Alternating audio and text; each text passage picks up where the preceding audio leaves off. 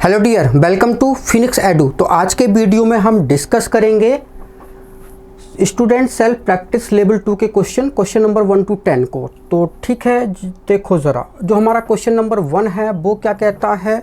तो question number 1 कहता है how much coulomb charge is present on 1 gram ion of nitride. ठीक है ना। तो 1 ग्राम आयन, इसका मतलब होता है 1 मोल आयन। ठीक है, ग्राम के बाद एटम हो, ग्राम के बाद मॉलिक्यूल हो, ग्राम के बाद आयन लिखा हो तो वो 1 मोल की बात कर रहा है। ठीक है ना, अच्छी बात है भाई। तो हमें 1 ग्राम आयन मतलब 1 मोल नाइट्राइड आयन में जो है वो चार्ज बताना है कूलम में। ठीक है ना। तो हमको पता है कि n-3, ठीक है, इस पे जो है 3 मोल इलेक्ट्रॉन का चार्ज है। ठीक है ना, 3 मोल इलेक्ट्रॉन्स जो है इसमें प्रेजेंट हैं। क्लियर है। और हमको पता है एक इलेक्ट्रॉन का चार्ज जो है वो कितना होता है 1.6 इंटू 10⁻⁻19 कूलम। ये एक इलेक्ट्रॉन का चार्ज है। और यहाँ पे तो 3 मोल इलेक्ट्रॉन है, तो इनका चार्ज बताओ। तो देखो ज़रा, हमें 1 मोल इलेक्ट्रॉन के पे चार्ज देखना है। तो 1 मोल मतलब 6.022 इंटू 10⁻23 इलेक्ट्रॉन्स पे चार्ज, मतलब ये आपका हो गया पूरा 1 मोल इलेक्ट्रॉन। ठीक है।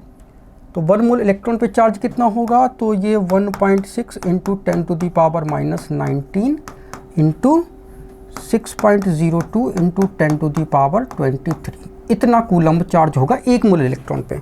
तो फिर 3 मोल इलेक्ट्रॉन पे कितना चार्ज होगा, तो 3 से और मल्टीप्लाई कर दो, तो 1.6 into 10⁻⁻19 into 6.02 into 10⁻23 into 3 coulomb.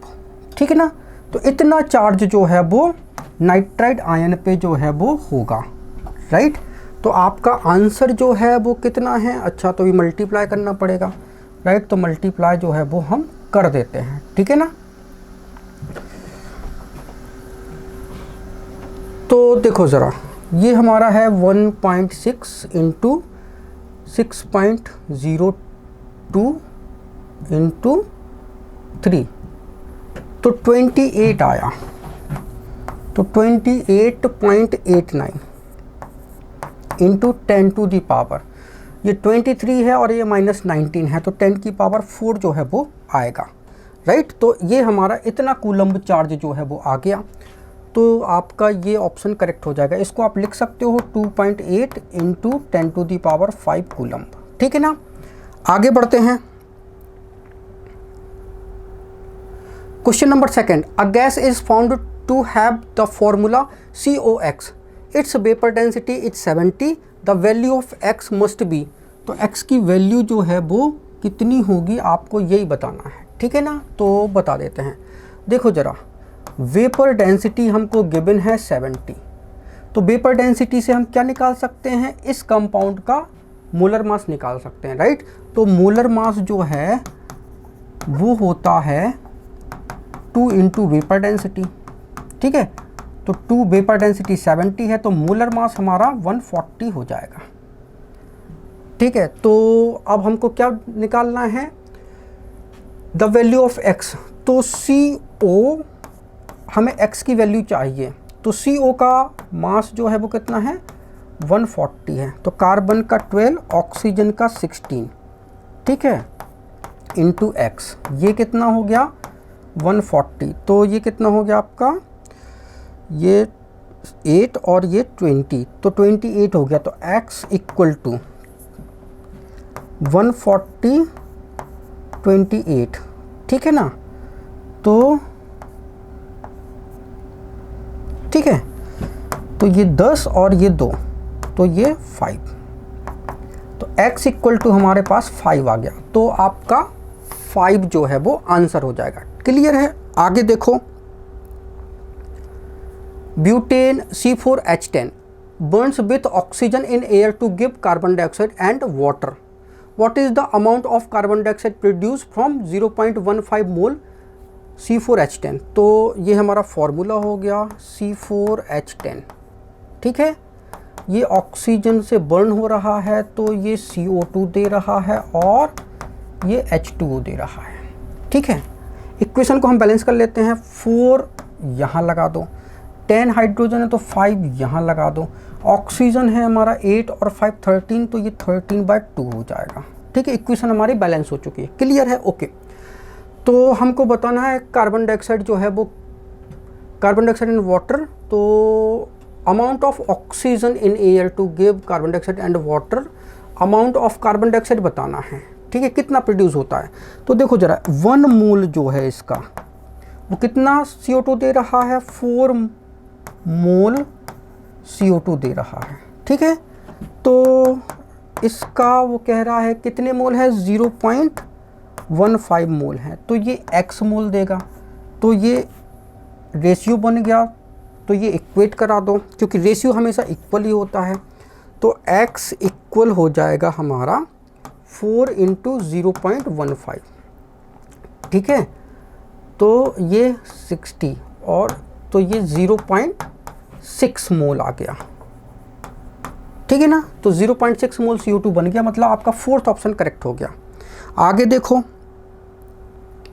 4 number, when 100% pure sample of calcium carbonate was heated strongly, 6.72 liter of carbon dioxide was produced at STP, find the weight of residual calcium oxide। तो देखो ज़रा, ये calcium carbonate है, इसको हमने heat किया तो ये कैल्शियम ऑक्साइड प्लस CO2 बना। ठीक है, ये पूरा का पूरा 100% जो है वो डिकम्पोज हो गया। ठीक है, तो ये तो ख़त्म हो गया, अब केवल ये दोनों बचे। ठीक है, तो CO2 जो है वो 6.72 लीटर जो है वो बना, तो ये कितना बना होगा, तो हमने कहा ये x बना होगा। इक्वेशन हमारी बैलेंस है, ये 1 मोल है, 1 मोल है। ठीक है, इसका 1 मोल का वॉल्यूम कितना होता है, तो कोई भी गैस 1 मोल में 22.4 लीटर वॉल्यूम ऑक्यूपाई करती है। ठीक है, तो कार्बन डाइऑक्साइड भी इतना ही वॉल्यूम ऑक्यूपाई करेगी। कैल्शियम ऑक्साइड के 1 मोल का मास कितना होगा, तो कैल्शियम 40 और ऑक्सीजन 16, तो 6 और 5 56। ठीक है, तो 56 ग्राम कैल्शियम ऑक्साइड बनता है जब CO2 बनी होगी 22.4 लीटर। तो अगर कार्बन डाइऑक्साइड इतनी बनी है तो ये x बनेगा, तो ये रेशियो इक्वेट करा दो। ठीक है ना, तो x इक्वल हो जाएगा 56 × 6.72 अपॉन 22.4। ठीक है, तो देखो ज़रा, ये 56 × 6.72, ठीक है, डिवाइडेड बाय 22.4, तो 16.8। ठीक है, तो 16.8 ग्राम आया, तो 16.8 ग्राम मतलब 3rd ऑप्शन करेक्ट हो गया। आगे question number 5th, when sodium bicarbonate is heated 3.6 × 10⁻24 molecules of water are obtained, find the moles of sodium bicarbonate heated। ठीक है ना, तो सोडियम बाइकार्बोनेट के मोल फाइंड करने हैं। तो NaHCO3 ये हीट करोगे तो सोडियम कार्बोनेट, CO2 और H2O बना। इक्वेशन को बैलेंस करो तो सोडियम 2 है तो सोडियम को 2 कर दो, हाइड्रोजन 2। ओके, इक्वेशन बैलेंस हो गया हमारा। ठीक है ना, तो वो कहता है कि इतने molecules of water are obtain, तो वाटर के मॉलिक्यूल इतने बने 3.6 × 10⁻24। ठीक है, 24 मॉलिक्यूल्स जो है वो वाटर ऑब्टेन्ड।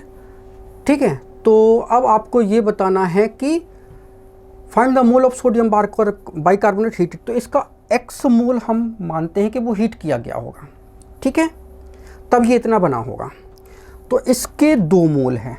ठीक है, इसका 2 मोल। वाटर देता है कितने, 1 मोल दे रहा है, और 1 मोल में कितने मॉलिक्यूल्स होते हैं, 6.02 × 10⁻23 मॉलिक्यूल्स होते हैं।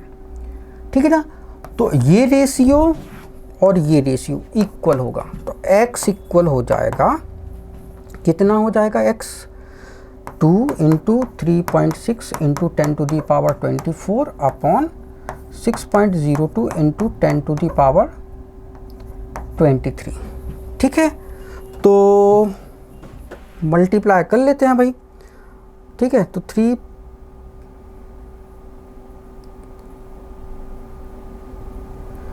3.6 × 2 डिवाइडेड बाय 6.02, तो 1.19 आया, ठीक है 1.19, और ये से ये कट जाएगा तो ये 10 बचेगा, तो आपका 11.9 मोल आ गया। 11.9 मोल, तो यहाँ पे ये 12 मोल के इक्वल हो जाएगा, राइट। तो ये आपका 12 मोल के इक्वल है, ठीक है ना। तो आपका आंसर 12 मोल आ जाएगा, ठीक है। आगे बढ़ते हैं। Question number 6, 0.5 mole of H2SO4 is mixed with 0.2 mole of calcium hydroxide, the maximum number of mole of calcium sulphate formed. तो देखो ज़रा, ये हमारे पास H2SO4 है, ठीक है, और ये हमारा कैल्शियम हाइड्रोक्साइड है, ठीक है, से बनेगा कैल्शियम सल्फेट, और बनेगा कैल्शियम सल्फेट बन गया, और बनेगा H2O, ठीक है, कैल्शियम हाइड्रोक्साइड कैल्शियम सल्फेट बनेगा और आपका H2O बनेगा, तो ये 2 मोल H2 आपका बन जाएगा, ठीक है, ओके। अब देखो ज़रा, वो कहता है कि हमारे पास जो है वो 0.5 मोल जो है वो यूज़ किया गया H2SO4, ठीक है, ओके, और 0.2 मोल ये यूज़ किया गया, क्लियर है। तो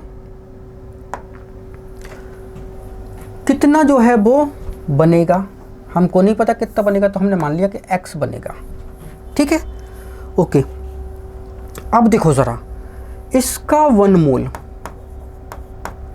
इसके 1 मोल से रिएक्ट कर रहा है, तो इसके 0.5 मोल के लिए इसका जो है कितना चाहिए था, 0.5 मोल चाहिए था, लेकिन ये 0.2 मोल दिया है, और हमको चाहिए कितना है, 0.5 मोल। इसका मतलब है ये जो है वो हमारा लिमिट में है और ये हमारा एक्सिस में है, राइट।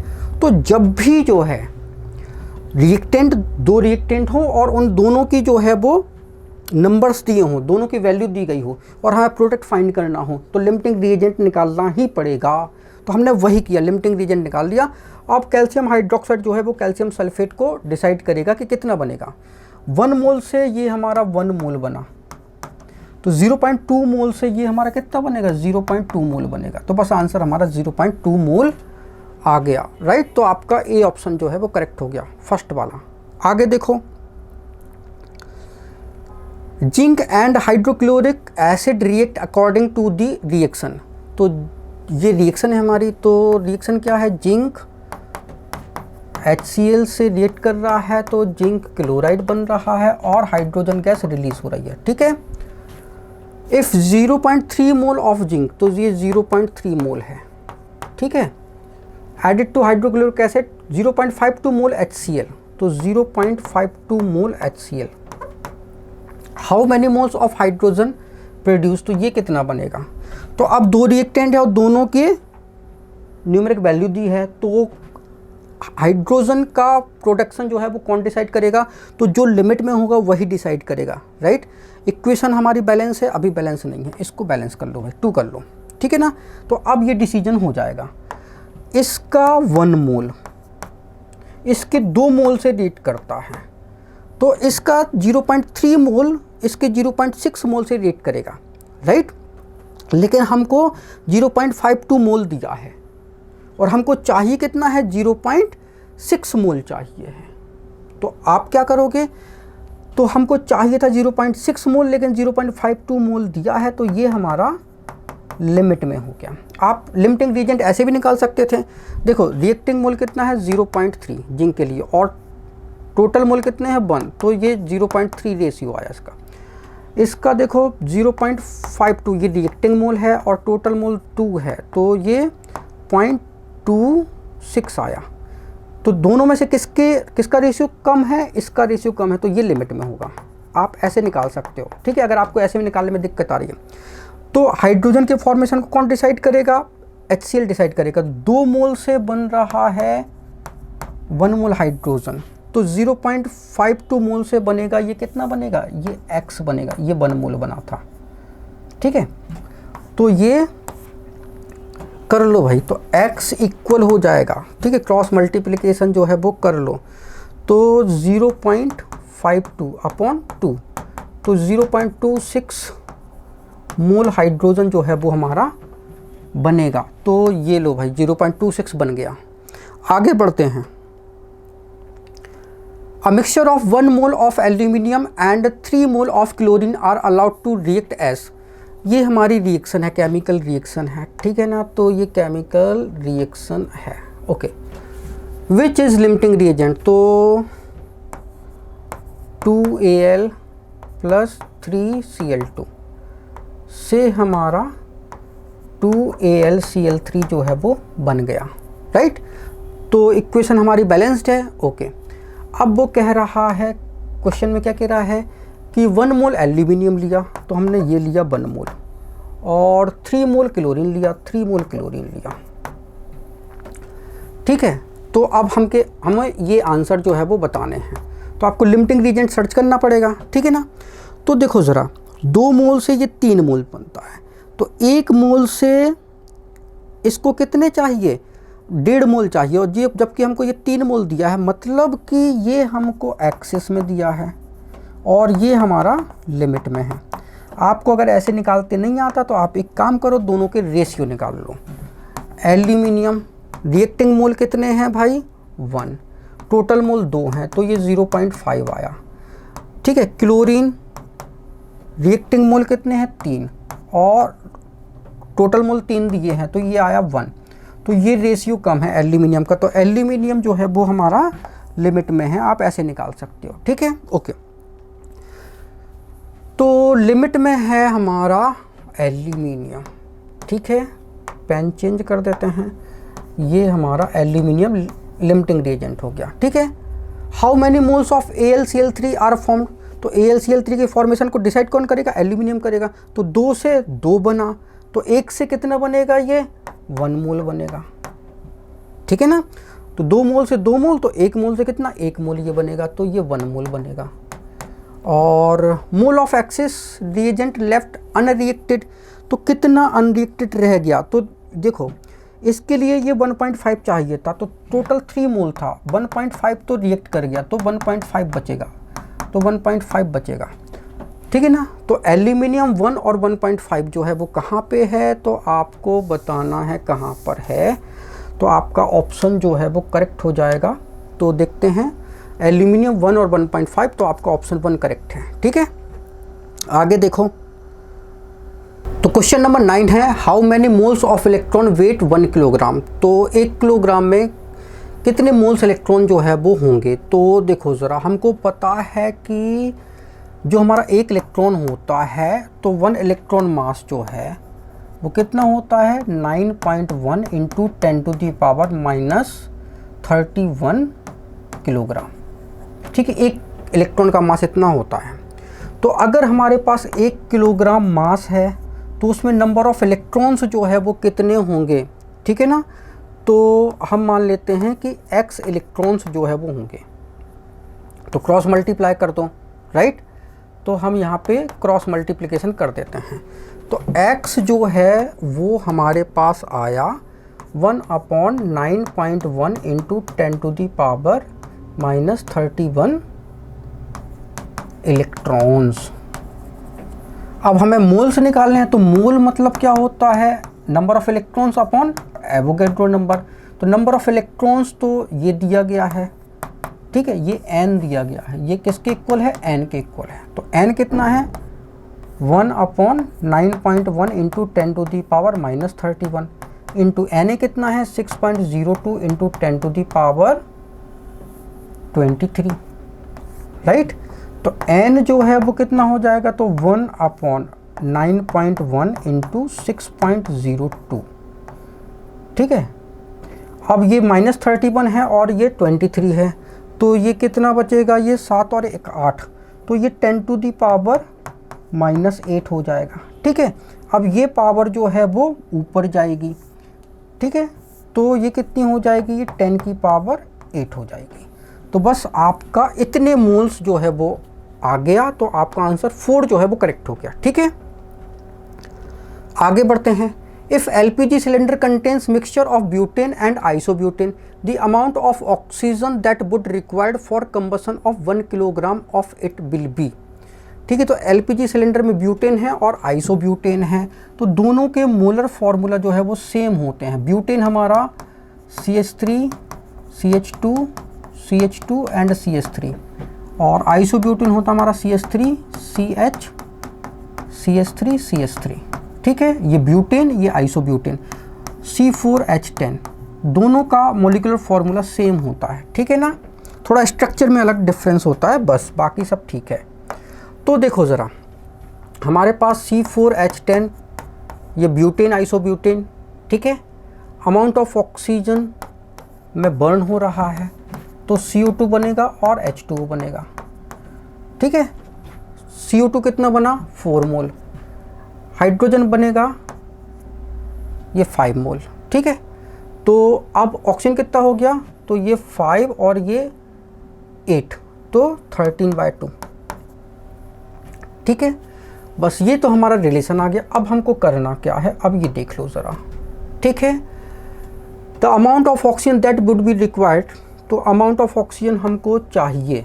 ठीक है, for 1 kilogram required for combustion of 1 kilogram, तो 1 किलोग्राम अगर ये बर्न होता है तो कितनी ऑक्सीजन चाहिए, तो देखो ज़रा, C4H10 इसका 1 मोल बर्न होता है, तो इसको 13/2 मोल जो है वो ऑक्सीजन चाहिए।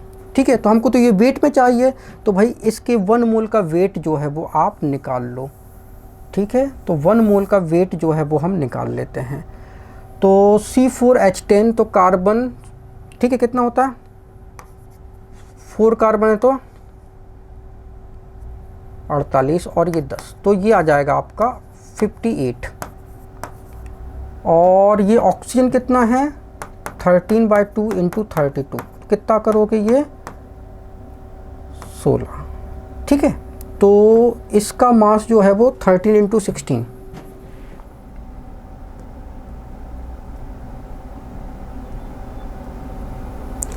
208। ठीक है, तो 208 ये ग्राम, और वो कहता कि 1 किलोग्राम अगर ये कंबसन होता है, ठीक है, तो ऑक्सीजन कितनी रिक्वायर होगी, तो भैया ये कंबसन हो रहा है 1 किलोग्राम, तो ये कितना होगा, तो ये हम मान लेते हैं कि भैया ये x चाहिए हमको। तो अगर इनको भी किलोग्राम कर लें तो कोई हर्ज है क्या, कोई हर्ज नहीं, तो ये रेशियो इक्वेट करा दो, तो x जो है वो हमारा आ जाएगा, कितना आ जाएगा भाई 208/58। ठीक है, तो 58 से भाई डिवाइड कर दो, तो 3.58 आ गया। ठीक है, तो इतने 3.58 किलोग्राम जो है वो हमको चाहिए ऑक्सीजन। तो ये लो भाई, तो ये हमारे क्वेश्चन 1 to 10 हो गए। Thank you so much for watching this video. अगर वीडियो अच्छा लगा तो प्लीज़ इसको लाइक करें, उसको शेयर करें। अगर आपने चैनल को सब्सक्राइब नहीं किया है तो प्लीज़ चैनल को सब्सक्राइब कर लें। Thank you once again for watching this video.